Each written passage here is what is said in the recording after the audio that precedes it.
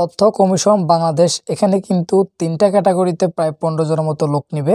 তো আমরা আজকের ভিডিওতে দেখিয়ে দেব কিভাবে আবেদন করা যায়। হ্যালো এভরিওয়ান, আসসালামু আলাইকুম। তো আশা করছি আপনারা সবাই অনেক ভালো আছেন। তো বন্ধুরা দেখতে পাচ্ছেন তথ্য কমিশন বাংলাদেশ এখানে কিন্তু একটি নিয়োগ বিজ্ঞপ্তি প্রকাশিত হয়েছে। এখানে কিন্তু প্রায় সারা বাংলাদেশ থেকে ৩টি ক্যাটাগরিতে প্রায় ১৫ জনের মতো লোক নিবে। তো আমরা আজকের ভিডিও দেখিয়ে দেব কিভাবে আবেদন করা যাচ্ছে, এই প্রসেসটা কিন্তু পুরোপুরি দেখিয়ে দিব। তো অবশ্যই আপনারা কিন্তু পুরো ভিডিওটি দেখে সাথে থাকবেন। তো যারা আবেদন করবেন আপনারা কিন্তু বিস্তারিত ভিডিওটি দেখবেন। তো চলুন আমরা আমাদের বিজ্ঞপ্তিতে চলে যাই। তো আমরা আবেদন করার পূর্বে আমরা একটু বিজ্ঞপ্তি দেখি আসলে এখানে কয়টি ক্যাটাগরি আছে এবং কারা এখানে আবেদনটি করতে পারবেন বা কি কি যোগ্যতা লাগে বা কি কি শিক্ষাগত যোগ্যতা আছে। তো দেখতে পাচ্ছেন প্রথম পদটি হচ্ছে গাড়ি চালক। এখানে কিন্তু একজন লোক নেবে। তো বয়স হচ্ছে 18 থেকে 32 বছরের মধ্যে হতে হবে। তবে এখানে কিন্তু আমাদের অবশ্যই বৈধ ড্রাইভিং লাইসেন্স থাকতে হবে। সর্বনিম্ন কিন্তু 8ম শ্রেণী পাশ করলে চলবে। তবে এখানে কিন্তু মাধ্যমিক মানে যারা মেট্রিক পাস করেছেন তাদেরকে অগ্রাধিকার দেওয়া হবে বেশিরভাগই। তো তারপর হচ্ছে অফিস সহায়ক। তো অফিস সহায়ক কিন্তু আমাদের 12 জন লোক নেবে। তো এখানে কিন্তু অফিস সহায়কের বয়স 18 থেকে 32 বছর। যে অফিস সহায়কের শিক্ষাগত যোগ্যতা হচ্ছে অবশ্যই আপনাকে মেট্রিক পাস করতে হবে। তো যারা মেট্রিক পাস করছেন তারা কিন্তু তথ্য কমিশন বাংলাদেশ এখানে কিন্তু অফিস সহায়ক পদে আবেদনটি করতে পারেন। তারপর হচ্ছে ফিয়ন। তো ফিয়ন একজন ফিয়ন নেবে। তো 18 থেকে 32 বছর। এখানে কিন্তু অবশ্যই ফিয়নের শিক্ষাগত যোগ্যতাও কিন্তু আপনাকে মেট্রিক পাস করতে হবে, ঠিক আছে। তো মেট্রিক পাস করলে কিন্তু আপনি চাইলে এই তথ্য কমিশন বাংলাদেশ এখানে আবেদনটি করতে পারেন। তো আবেদনটি অবশ্যই অনলাইনে করতে হবে। তো যারা টেলিটকের মাধ্যমে আবেদনটি করতে পারেন না অবশ্যই আমাদের স্ক্রিনে থাকা হোয়াটসঅ্যাপ নাম্বারে যোগাযোগ করবেন। আমরা কিন্তু আপনাদেরকে আবেদন করার সাথে সাথে পিডিএফ ফাইলটি পাঠিয়ে দিব। তো যারা টেলিটক সিম নেই কিন্তু আপনি আবেদন নিজে করতে পারেন। তো অবশ্যই যারা পেমেন্ট করতে পারেন না মানে আপনি টেলিটক সিম নিয়ে আপনি পেমেন্ট করতে পারতেছেন না অবশ্যই আমাদের স্ক্রিনে থাকা হোয়াটসঅ্যাপ নাম্বারে যোগাযোগ করবেন। আমরা কিন্তু আপনাদের পেমেন্টটি করে দেবো, ঠিক আছে। তো দেখি আমরা আসলে এই নিচে কোনো শর্ত আছে কিনা। তো দেখতে পাচ্ছেন 1 জানুয়ারি 2025 সালে কিন্তু আবেদনটি অলরেডি শুরু হয়ে গিয়েছে, শেষ হবে 22 জানুয়ারিতে। তো যারা আবেদন করবেন নির্দিষ্ট তারিখের ভিতরে কিন্তু আবেদনটি করে নিতে হবে, ওকে। তো চলুন আমরা কথা না বাড়িয়ে আমরা কিভাবে আবেদন করা যায় সে প্রসেসটা দেখে নিই। তো চলুন। তো প্রথম হচ্ছে আপনি নিজের নামটি ইংলিশে দিবেন, তারপর হচ্ছে নিজের নাম বাংলায় এভাবে করে ফাদার্স নেম এবং মাদার্স নেমটি বাংলা ইংলিশ দিয়ে পড়িয়ে নেবেন। তো আমি পড়িয়ে নিচ্ছি, আপনারা আমার সাথে পড়িয়ে নেন, ওকে।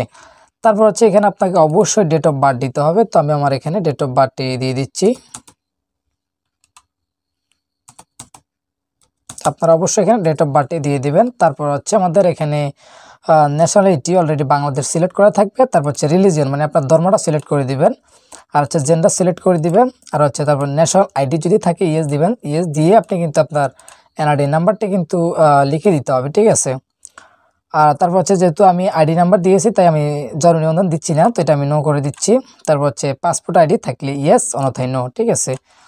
তারপর হচ্ছে আমাদের ম্যারিটাল স্ট্যাটাস, যদি আপনি সিঙ্গেল হন সিঙ্গেল দিবেন, ম্যারিড হলে কিন্তু অবশ্যই স্ত্রীর নাম দিতে হবে। তারপর এখানে আপনাকে একটি সচল মোবাইল নাম্বার দিতে হবে। তো আমি আমার মোবাইল নাম্বারটি দিয়ে দিচ্ছি। তারপর এটা কনফার্ম করে দিবেন, কারণ এখানে সচল মোবাইল নাম্বার দেওয়ার কারণ হচ্ছে আপনাকে অবশ্যই এই নাম্বারে কিন্তু তারা SMS করবে, ঠিক আছে।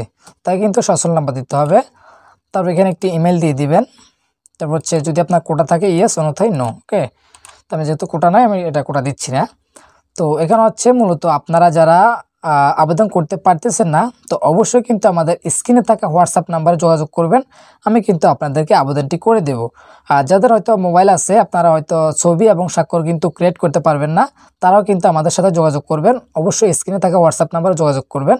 আমি কিন্তু আপনাদের সাথে সাথে কিন্তু আবেদনটি করে দেব। তারপর হচ্ছে এখানে আপনার কেয়ার অফ, এখানে হচ্ছে আপনার মানে যিনি ফ্যামিলির কর্তা তার নামটি দিবেন, মানে আপনার পিতার নামটি দিলে চলবে। তারপর এখানে গ্রামের নাম অথবা বাড়ির নাম যে কোনো একটি দিলে চলবে। আমি আমার গ্রামের নামটি দিয়ে দিচ্ছি। তারপর এখানে অবশ্যই আপনাকে ডিস্ট্রিক্ট সিলেক্ট করে দিতে হবে। তারপর হচ্ছে এখানে উপজেলা অবশ্যই সিলেক্ট করে দিবেন।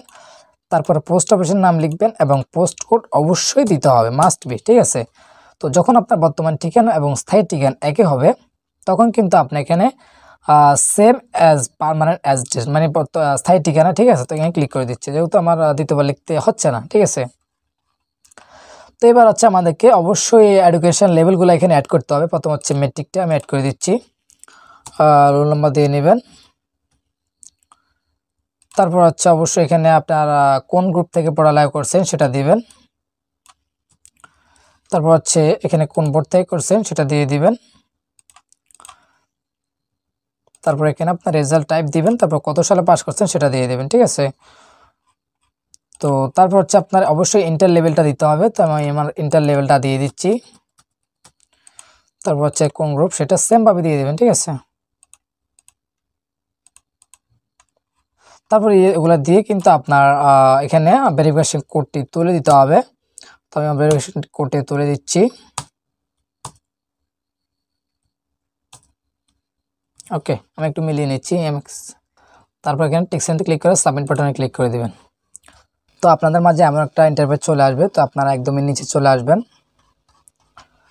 তো নিচে এসে আপনাকে যে কাজটি করতে হবে, অবশ্যই এখানে একটি পাসপোর্ট সাইজের ছবি যেটা 100 KB এবং একটি স্বাক্ষর আপলোড করতে হবে যেটা হচ্ছে আমাদের মাত্র 60 KB, ঠিক আছে।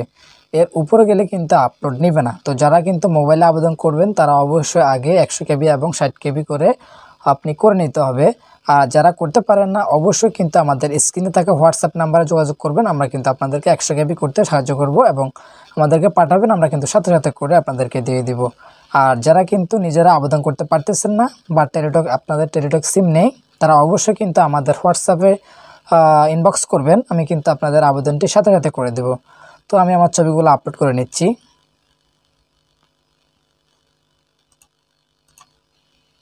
তারপর আমি স্বাক্ষরটা আপলোড করে নিচ্ছি। তারপর এটা আপলোড করে আপনি অবশ্যই নিচে এখানে সাবমিট বাটনে ক্লিক করবেন। তো দেখতে পাচ্ছেন আমাদের অলরেডি কিন্তু আবেদনটি সাকসেসফুল হয়েছে। তো দেখতে পাচ্ছেন আমাদের অ্যাপ্লিকেশনস কপিটা চলে আসছে। তো আমরা একদম নিচে চলে আসব। তো নিচে এসে দেখতে পাচ্ছেন এখানে কিন্তু আমাদের যে আবেদনের টাকাটা এটা পেমেন্ট করতে হবে। দেখতে পাচ্ছেন আমাদের একটি টেলিটক প্রিপেড সিম দ্বারা কিন্তু আমাদের টাকাটা পেমেন্ট করতে হবে। তো আপনাদের যাদের প্রিপেড টেলিটক সিম নেই তারা অবশ্যই কিন্তু আমাদের সাথে যোগাযোগ করবেন, আমরা কিন্তু আপনাদের আবেদনটি করে সাথে সাথে আপনাদের পিডিএফ ফাইল পাঠিয়ে দিব। তো যারা আবেদন করতে চান অবশ্যই আমাদের স্ক্রিনে থাকা হোয়াটসঅ্যাপ নাম্বারে যোগাযোগ করবেন, অথবা ডিসক্রিপশন বক্সে আমাদের হোয়াটসঅ্যাপ গ্রুপ লিঙ্ক দিয়ে দিব, আপনারা সেখান থেকে জয়েন হয়ে আমাদের সাথে যোগাযোগ করতে পারবেন। তো আশা করছি আপনাদেরকে বোঝাতে পেরেছি। ধন্যবাদ।